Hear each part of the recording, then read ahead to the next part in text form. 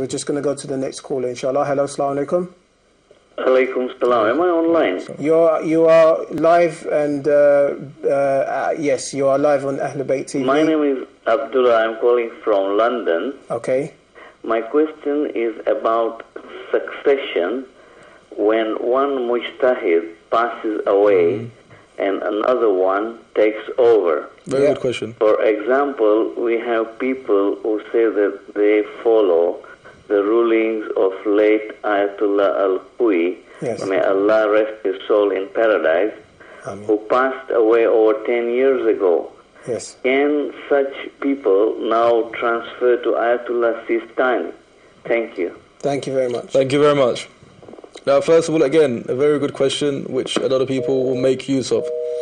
When you mention the question with regards to Eid al-Fitr, yeah, I wanted to raise this issue, but I forgot to raise it. But thank you for our friend to bring this point up and remind me to mention it. Brother Abdullah, thank you for mentioning this point. It's a very good question, and a question where a lot of people, even people who have been mughalladeen for 30, 40 years, are unaware of. And that this is the situation that most marajit, including Ayatollah Sayyid Ali Sistani, has it in his ruling that if the mujtahid who you used to follow, who has passed away now, is the most knowledgeable, so i.e.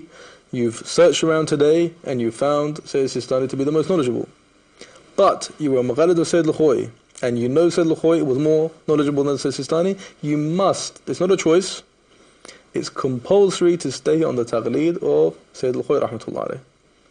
So, for example, when it comes to the issue of Eid, a lot of people were in the misconception that they must do Eid on the Fatwa of Sayyid Sistani, whereas they're not.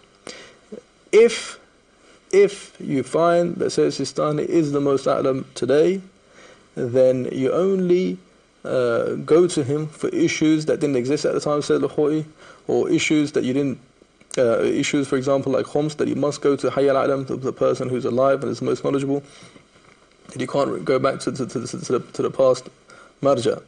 Other than that, things like Eid, you go back to the past marja if they were most knowledgeable. That being said, you need to find out who the most knowledgeable alive is and what their ruling is with regards to the marja who's passed away. Because you mentioned those two names, I mentioned those two names as well. But for example, there is certain marajat that have it. In fact, it's a very the argument is a very clear argument.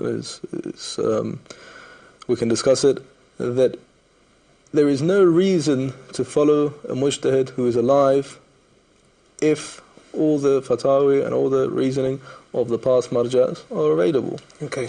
The most important is to follow the most knowledgeable, be it dead or alive. So some marajat allow you to begin with to follow a dead marja. You go look back who is the most knowledgeable and his fatawa are available. You have to have access to his rulings. His question was more to do with, I think, the methodology of succession. How is it that when Ayatollah Khui, may his soul rest in peace, died, how was it that Sayyid Sistani became the leading marja? Yeah. Okay. Now, may Allah subhanahu wa ta'ala rest his peace, rest his soul in peace, Sayyid Khui, when he passed away, and it was more than 10 years ago, I think it was... Yeah, it's more than that. I don't know. Must be about 17, 18. I'm sure somebody out there... Yeah, it's quite a while ago. I remember when he passed away. I think it was 92 actually. So 92 now is what, 17, 18 years. In any case, after the passing of Sayyid Khui, who was clearly the most knowledgeable at the time, and he was the leading marja of the time, people followed different marajat. In fact, it wasn't necessarily Sayyid Sistani. I think after him, a lot of people went to Sayyid al-Paygani. Some people went to Sayyid Abdul Ala Sabzawari in Najaf. Sayyid Sabzawari had his marja'iyya next to Sayyid Khui when Sayyid Khui was alive. When he passed away, a lot of people in Najaf followed Sayyid Sabzawari. Some people went to Paygani.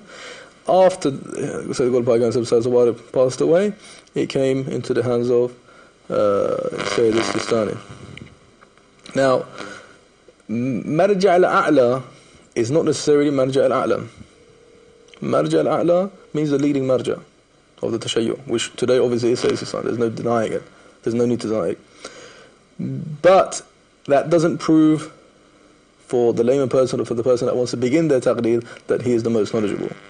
I'm not saying he's not the most knowledgeable in any sense.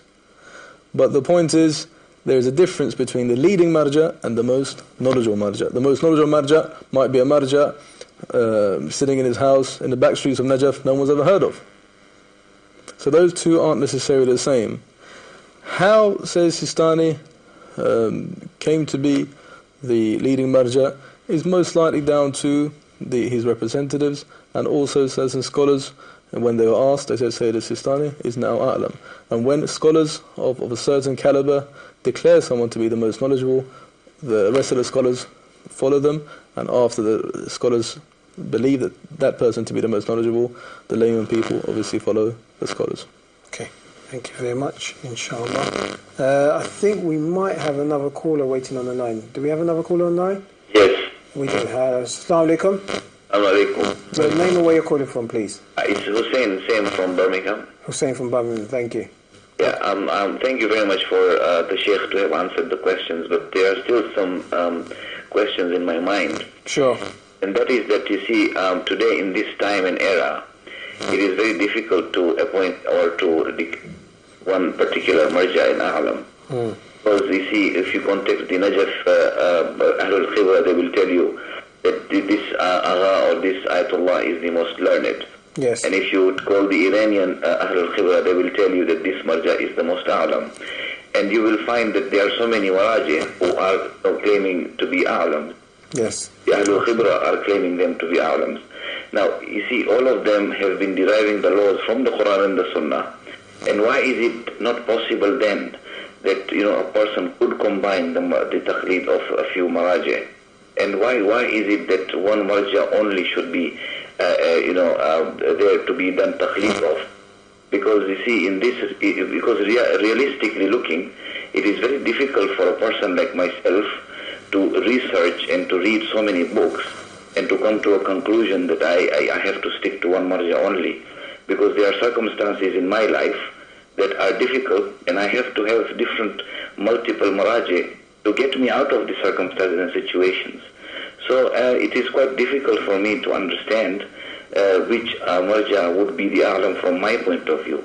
And should the ahlul khibra declare a marja to be the most a'lam, then why should I not do the taqleed of the ahlul khibra? And instead do the taqleed of those learned people who have declared the marja in a'lam. Thank you very much, Sheikh. Thank you. Can you just stay online while I answer you, and also give me a couple of instances where you said in your life you must have more than one marja to follow? Thank you. Yes, I'll be on my line. Yeah, so just before you go, a couple of instances where you need to have more than one marja in order to fix the problems that you have. For example, we have an issue of the najasat of the ahlul kitab.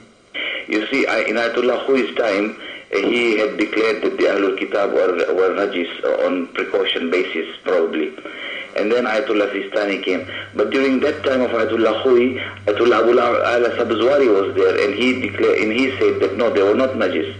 Now, living in a place like United Kingdom or Australia or America, and my daily life is is encompassed by the Christians and all, how would it then not be for me to do the taqleed of both the maraji? For example, if let us say that Ayatollah Khui did not have ihtiyat wujubi, and he had a fatwa, clear fatwa that they are najis, then why would I not be able to follow Ayatollah Sabzwari on this mas'ala? Ahsan.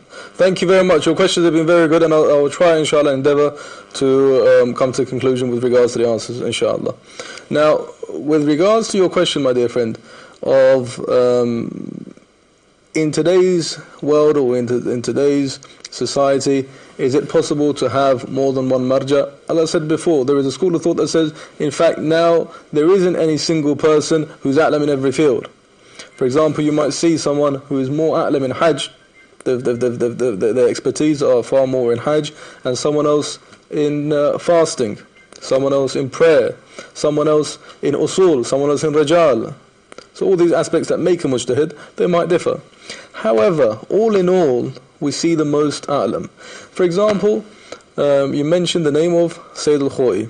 Now, the maraji', obviously Islam is a deen, is a religion to make our lives simpler and easier. However, we said that the marja' is there to give us a helping hand to get to the truth and the true ahkam that Allah subhanahu wa ta'ala has put down. And we all believe that those truths and those rulings that have been put down by Allah subhanahu wa ta'ala are a must. There is no going away from them. You must obey them. Whether you agree with them, whether it makes your life difficult, whether you don't like it, you must follow it. And the best way to get to those is by following the most knowledgeable. As much doubt as there is today with regards to who's most knowledgeable or who isn't, at the time of Syed Khui there wasn't much doubt. In fact, even today, there isn't much doubt of Syed Khui at this time. There was no one close to his a'lamiyya, close to his knowledgeability. If he gave a fatwa, if he gave a ruling, you surely couldn't follow another person.